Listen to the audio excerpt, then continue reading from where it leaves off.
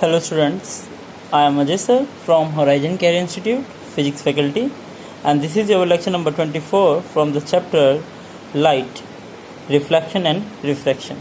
देखिए बच्चे, हम वैसे पढ़ चुके थे what is the refractive index, और मैं थोड़ा सा एक बार शॉर्टली यहाँ पे रिवाइज कर देता हूँ.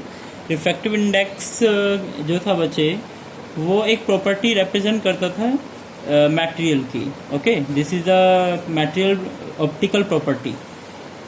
तो जिस तरह से मटेरियल की डेंसिटी होती है जो उसको बताती है कि ये कितना डेंस है, कितना लाइट वेट में है, तो इसी तरह से एक मटेरियल की ऑप्टिकल प्रॉपर्टी होती है, उसकी ये ऑप्टिकल प्रॉपर्टी कहलाती है रिफ्रैक्टिव इंडेक्स, जो हमें बताएगी कि लाइट कितनी तेज़ी से या कितनी धीमे से उस मीडियम से पास होगी.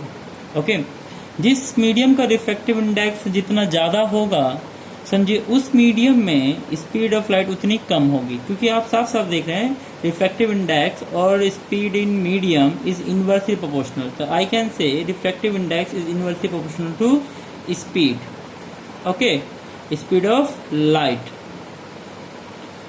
ओके, नाउ एक और चीज नोटिस करें बच्चे, तो speed of light in air मैंने बता दी थी आपको 3 × 10⁸ होती है मीटर पर सेकंड में, और स्पीड ऑफ मीडियम हम निकाल सकते हैं आसानी से अगर जब रिफ्रैक्टिव इंडेक्स गिवन है.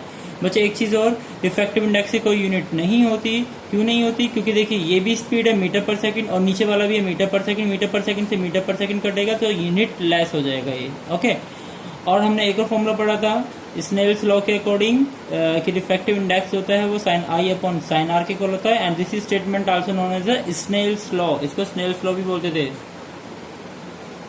ओके, और एंगल I और एंगल R क्या है? एंगल I है इंसिडेंट एंगल, एंगल R है रिफ्रैक्शन एंगल. ओके, और ये मीडियम का रिफ्रैक्टिव इंडेक्स है n. और एक और हमने फॉर्मूला पढ़ा था रिफ्रैक्टिव इंडेक्स का फॉर्मूला क्या था? Real depth upon apparent depth. Now बात करते हैं बच्चे, नया टॉपिक है इसमें हमारे पास लेंस. लेंस बेसिकली हमारे पास दो टाइप के होते हैं, एक होता है हमारे पास कॉन्वेक्स लेंस और एक होता है हमारे पास कॉनकेव लेंस. कॉन्वेक्स लेंस कैसा होता है कि बीच में से मोटा होता है और साइडों में से पतला होता है.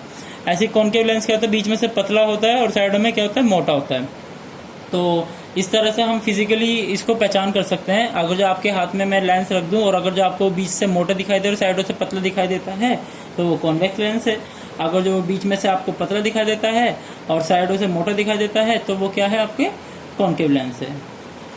नाउ एक तरीके से और पता कर सकते हैं आप इसमें, सपोज आपने एक लेंस आपके हाथ में है और आप उसमें पानी की बूंद डाल दीजिए. अगर जो पानी की बूंद किनारों में आ जाती है, ठीक है, तो साइड में अगर जो आ जाएगी तो वो कॉन्वेक्स लेंस है. क्यों? क्योंकि आपको पता है कि बीच में से वो उठा हुआ है, बीच में से उठा हुआ है, साइडों में से ये झुका हुआ है, तो सारा का सारा पानी की बूंद क्या चली जाएंगी? साइडों में चली जाएंगी. तो अगर जो पानी की बूंद आपकी साइडों में जाती है तो वो कॉन्वेक्स लेंस है.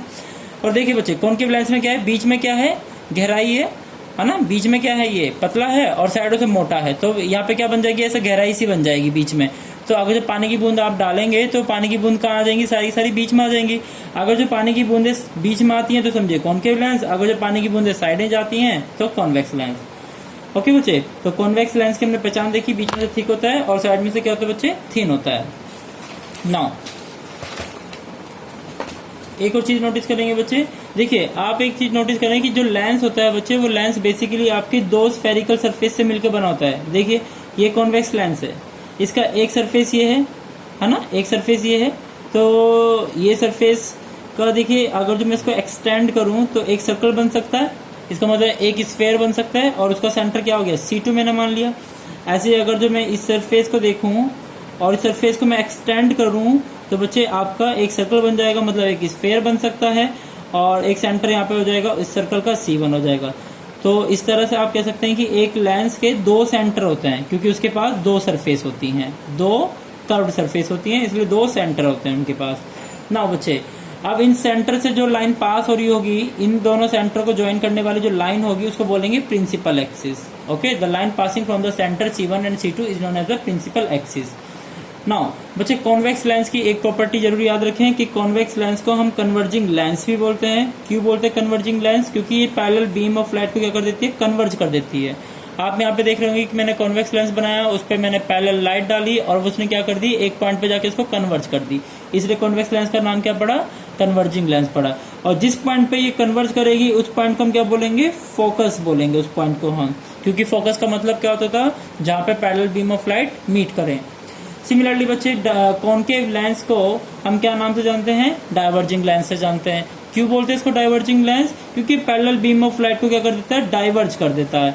डाइवर्ज कैसे करता है, देखिए बच्चे यहाँ पे ये पैरेलल बीम ऑफ लाइट आ रही थी और जैसे ही आपके कॉनकेव लेंस पे गिरी, ये लाइट यहाँ से क्या हो गई, फैल गई, डाइवर्ज हो गई।